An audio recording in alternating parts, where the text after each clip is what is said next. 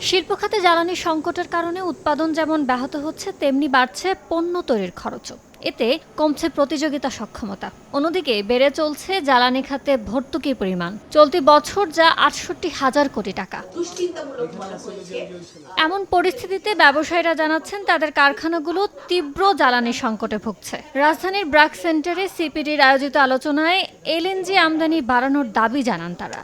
Internal gas supply is mainly dependent on a single well, that is Bibiana. কোনো কারণে যদি fail করে বা ওরা ওভারহোলিং এ যায়, তাহলে কিন্তু বাংলাদেশে এনার্জি সিকিউরিটি বলে কোনো কথা নাই। What is the contingency plan here? Is it resembled in the budget? Short term প্ল্যানে এলএনজি ছাড়া কোনো গতি নেই। পাওয়ার সেক্টরে গ্যাসে অথবা ইলেকট্রিসিটিতে এক ধরনের ইনডিরেক্ট সাবসিডি দিয়ে স্পেশাল প্রাইস দিয়ে আমাদেরকে সাপোর্ট করা, যাতে আমরা কম্পিটিটিভ থাকতে পারি compare to our competitors like Vietnam, India, Pakistan.